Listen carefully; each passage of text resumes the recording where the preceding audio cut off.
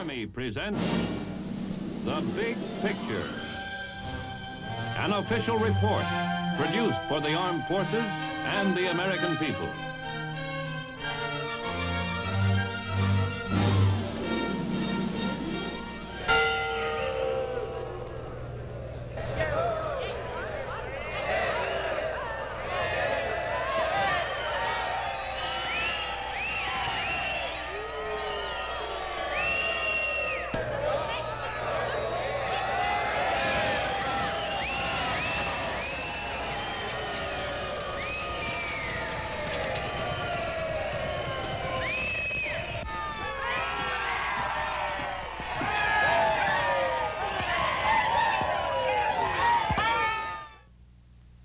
Call it that Sunday punch.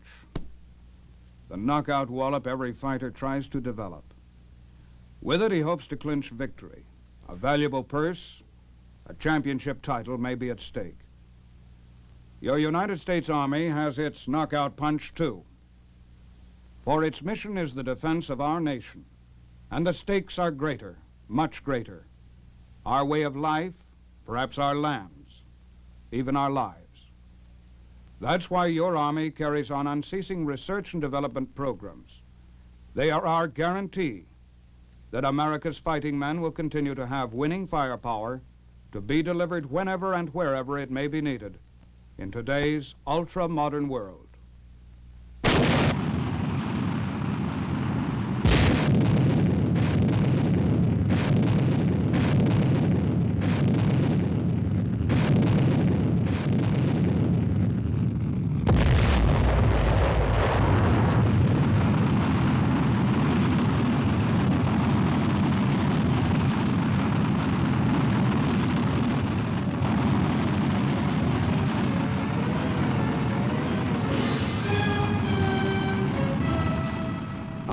Sunday punch, the United States Army's modern firepower. A far cry from the boxer's punch, and yet there is a link between the two. It is a link that stretches back across the centuries. Back to that cave dweller who discovered that the power of the clenched fist, his first weapon, could be transmitted through rock and club, made more punishing through pointed tip and cutting edge.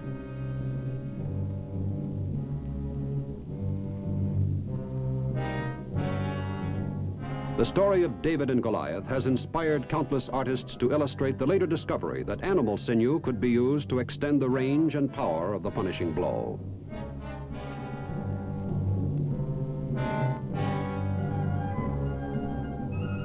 The sling was to be a big step toward firepower. Early devices such as catapult and ballista improved on the idea, hurling rocks greater distances against fortified strongholds. It was during the savage 30 Years' War that the sword and spear began their exit.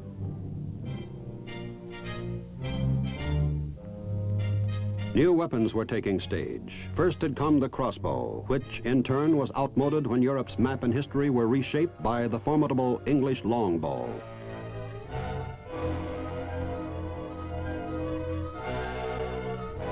But now, early experiments with gunpowder were ushering in the beginnings of modern artillery.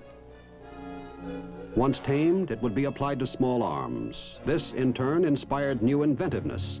Those early pieces required special ammunition.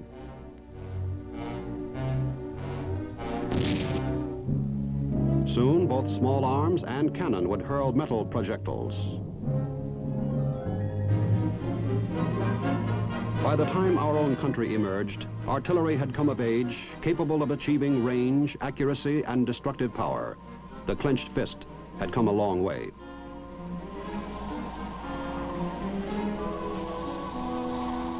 Cannons used lead balls loaded at the muzzle and had to be swabbed after firing. Leftover powder grains might ignite and blow up gun and crew.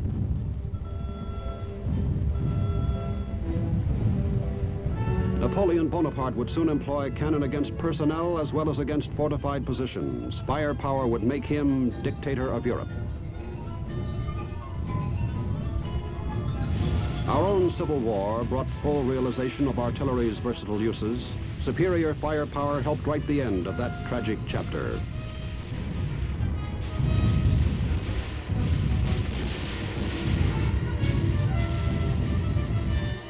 Cannon and small arms both were still loaded at the muzzle, but early efforts toward rapid and continuous fire had made their appearance, and so too experimental breech loaders.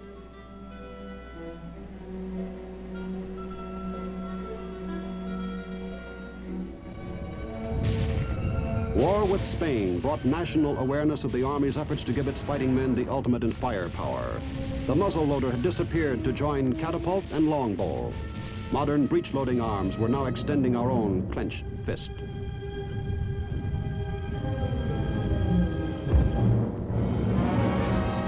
Then in 1917 came our country's first test in worldwide conflict.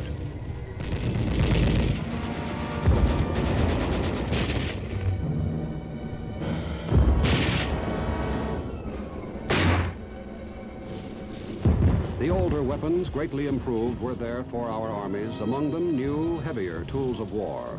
But something unforeseen was happening. Although the truck replaced the horse, range and power were costing mobility.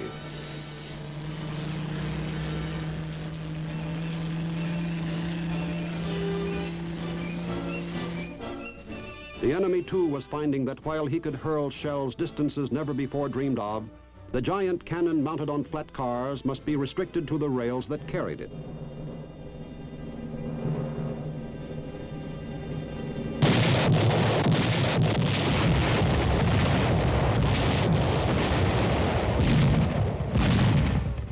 And while conventional artillery was accounting for 70% of battle casualties, two new sources of firepower entered the scene.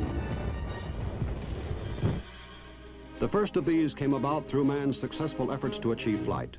As early as 1909, the Army had bought its first plane. Soon, there was an Army Air Service under direction of the Chief Signal Officer.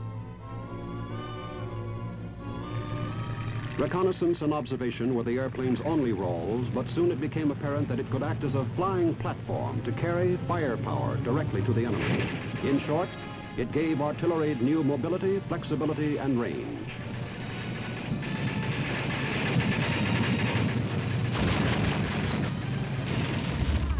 The other innovation that was to reshape the techniques of war was the tank.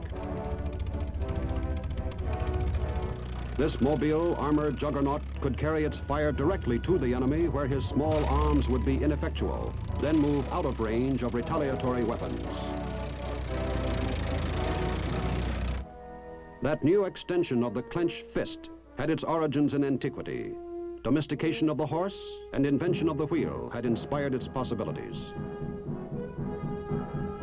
Ancient Assyria had gained its brief ascendancy through the terrifying, striking force of the first chariots. Centuries later, elephants would give Hannibal the Great the same combination of striking power, armor, mobility, and demoralizing effect. By the Middle Ages, individual fighting men were embracing the same principles. Good for laughs at this late date, a print of the period shows an inventive attempt to utilize them along with multiple weapons. Now, in World War I, the goal was reached. With the two new weapons, the ultimate in firepower had been achieved. Men said that war had outlawed itself. There would be no more wars.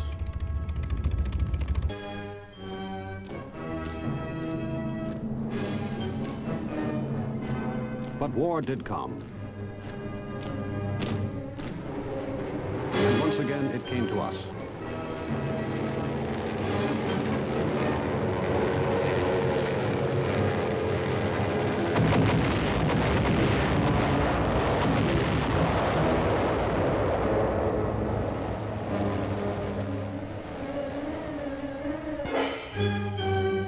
Army ordnance and a vast complex of industry were soon turning out the weapons to give the nation winning punch.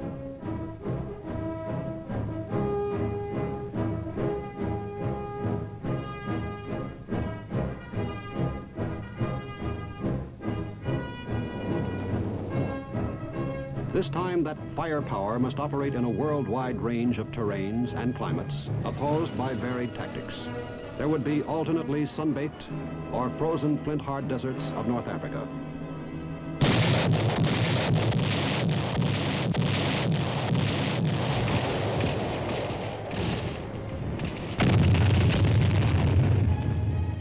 would be steamy, jungle-matted battle areas in the east, testing both weapons and the men they served.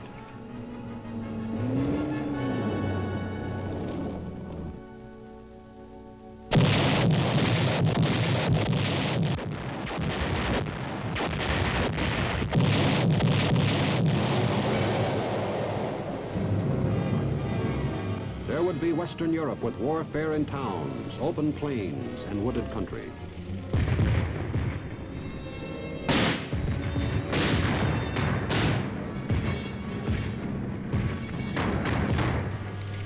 The tank was there, the weapon men had said would outlaw war.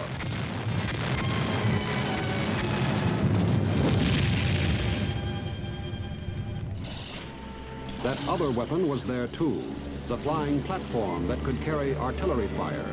Its capabilities were well epitomized in the Army Air Corps' weapon, the Flying Fortress.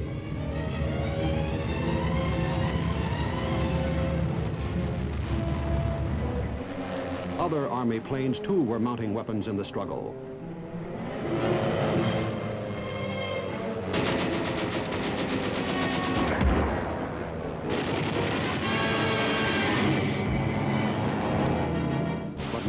Two new extensions of the clenched fist were in the making, the first foreshadowed by the use of rockets.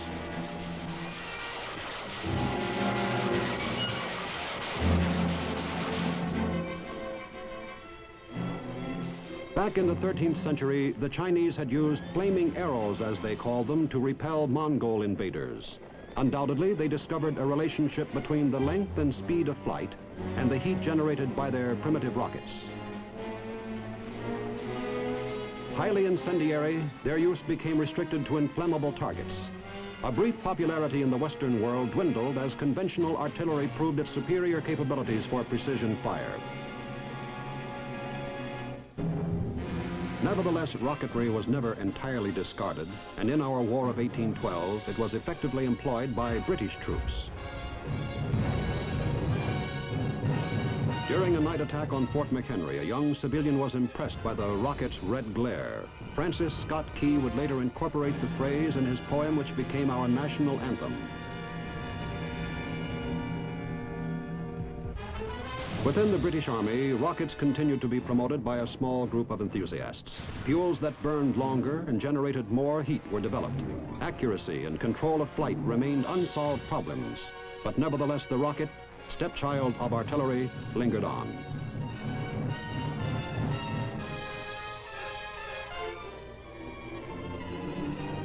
Out of the annals of our war with Mexico in 1846, there is record of our own limited use of rockets. It remained, however, for our own century to solve the basic problems of rocket guidance.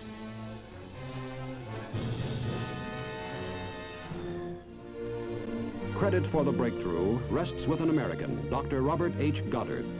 Dr. Goddard's theories, as well as experimental models, were intended primarily for physical research. Nevertheless, he foresaw the military possibilities and during World War I had engaged in an Army project for their development.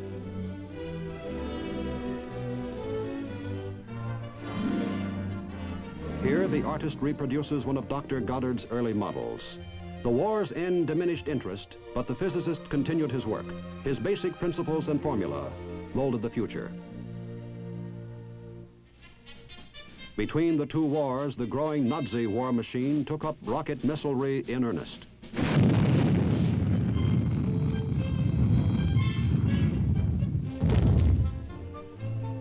Despite early failures, the work went on.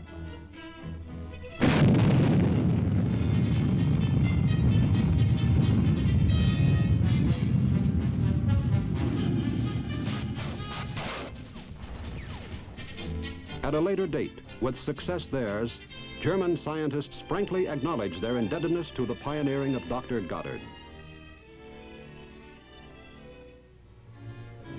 In 1944, the new clenched fist struck. Down from the skies over England, it smashed.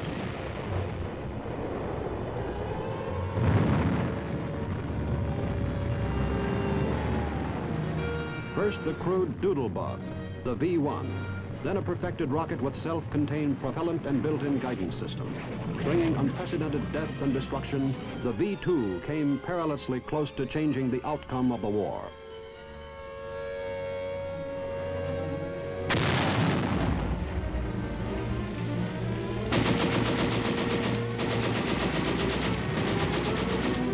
Fortunately for the Allied cause, the enemy bid for victory came too late. With Allied penetration deep into Nazi territory, opposition crumbled. Rocket bases were overrun. The end was in sight.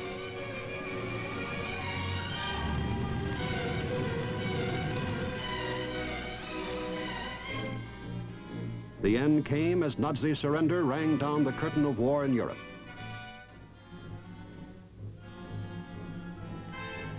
War in the Pacific would continue until our country unloosed its own Sunday punch.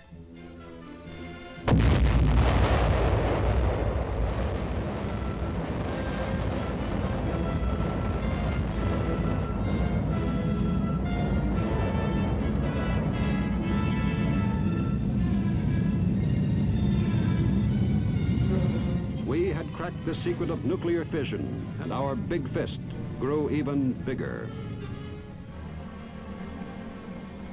Within months, the Japanese surrender brought an end to hostilities in the East. The war was over. Looking back upon the two new weapons unleashed during the conflict, men now return to the ways of peace.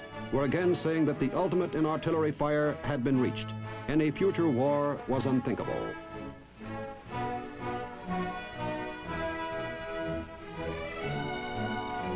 Fortunately for us, the leadership entrusted with our nation's defense may not permit itself such speculation. Within 5 short years of the war's end, Americans were again called upon to serve overseas.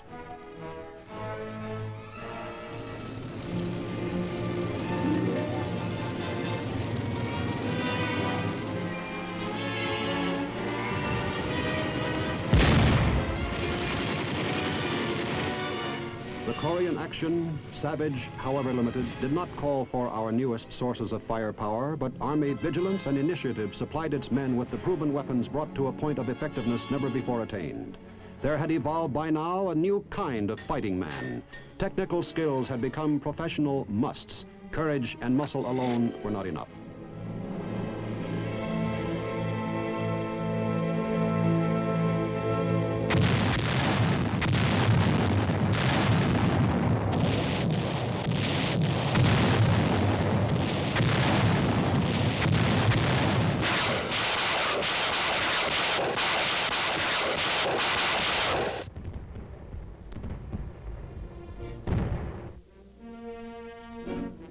The Army had given the nation modern tools of war and the modern soldier to handle them. The bigger, tougher fist was still ours. As a fanatical and resourceful enemy discovered.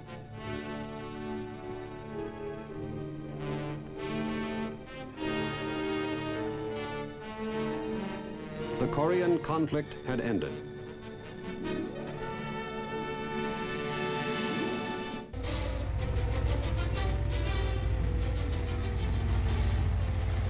Behind our proud record of winning punch stand the Army's programs for research and development. From drafting board to field test come better and more effective weapons in endless procession, ready to maintain our defenses against any threat.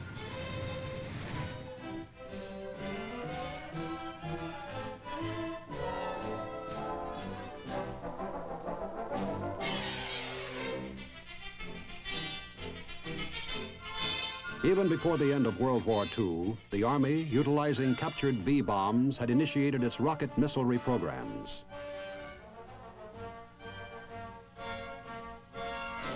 With modification of earlier systems and application of new approaches, those programs began to turn out the first of a family of missiles.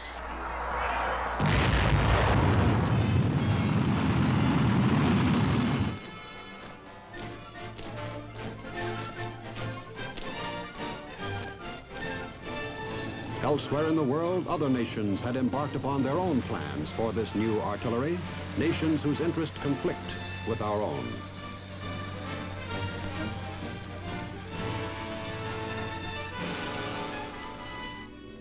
Into our planning, under the inspiring leadership of men like General J.B. Medeiros, went the experience of Dr. Wernher von Braun and others of the German scientists who had perfected the original V-bomb.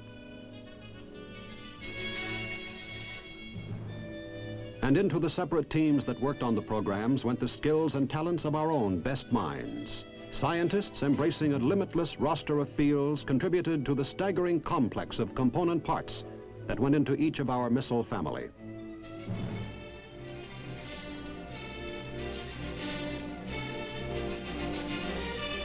Behind the men and women responsible for that research and planning, the Army marshaled an imposing segment of American industry to make its contribution.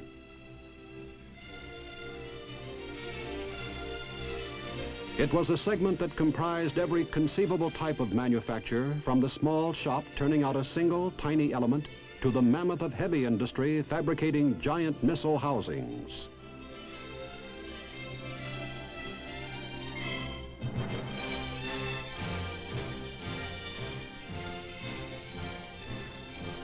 Out of those efforts emerged the giant of our missile family, a mighty first-generation member.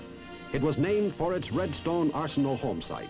The 70-foot monster travels at supersonic speed for a range of 200 miles and can carry an atomic warhead if required. With a built-in guidance system, Redstone can follow a preset course to strike its target.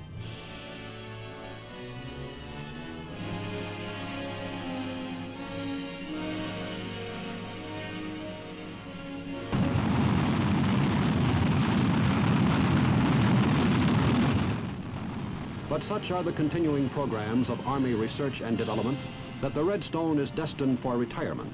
It will be replaced by the Pershing. Pershing will be smaller and more easily handled, yet give us a harder hitting, more accurate fist.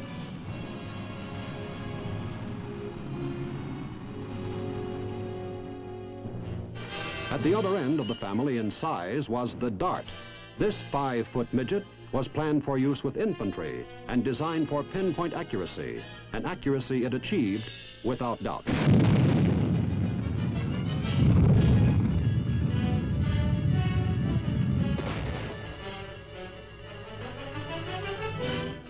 Yet its more modern replacement, the more flexible, equally powerful SS-10, can offer superior performance.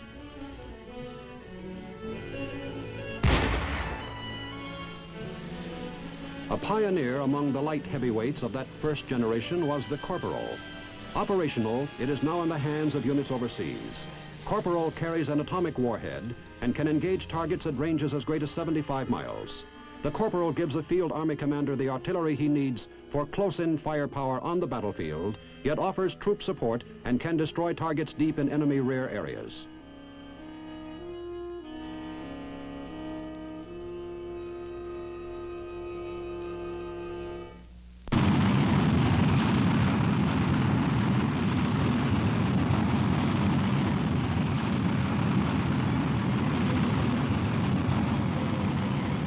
Here, too, in keeping with Army programs, an old-timer must give over to a younger member of the family.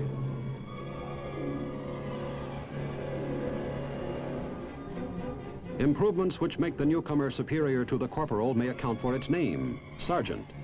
While many of its characteristics are still guarded secrets, it may nevertheless be noted that this second-generation missile improves on Corporal's range, power, and reliability.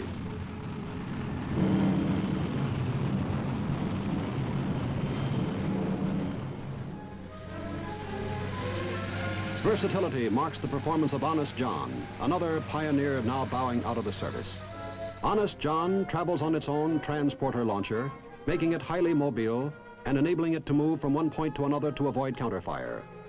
Normal artillery crew training with standard fire control techniques simplify its operation. Follow the countdown and watch Honest John take off.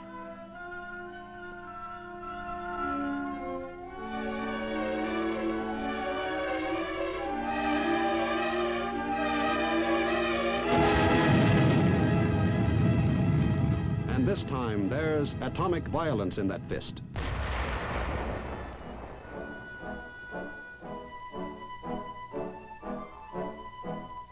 Little John is the improved, smaller brother that takes over upon Honest John's retirement.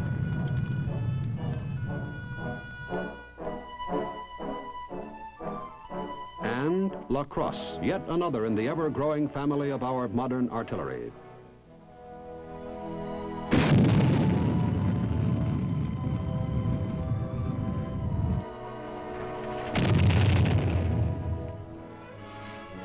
Handling these tools of war calls for a new kind of soldier. The classroom for him is inseparable from the field as a source of training. So too, the shop.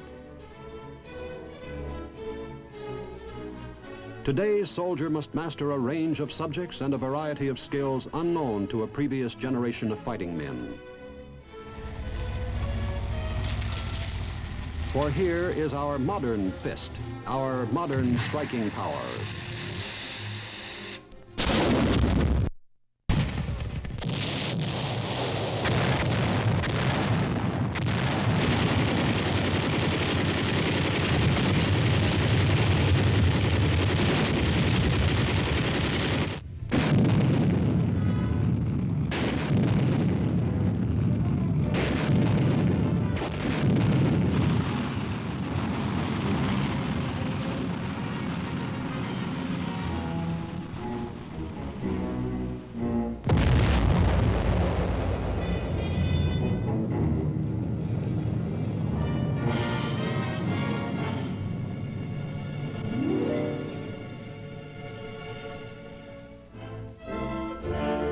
Here is the army that wields it. With today's artillery, we have extended the fist distances never before believed possible, given it a striking force that staggers the imagination, an accuracy heretofore inconceivable. And is this the ultimate? At each step along the way between cave dweller and present-day man, people believed the ultimate had been reached. For the United States Army, only one answer is possible. Its programs will continue to improve today's firepower and anticipate tomorrow's.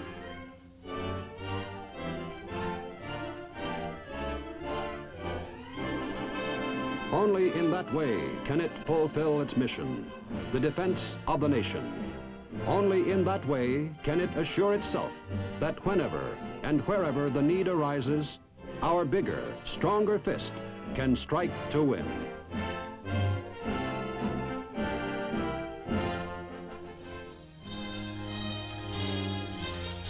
The Big Picture is an official report for the armed forces and the American people. Produced by the Army Pictorial Center. Presented by the Department of the Army in cooperation with this station.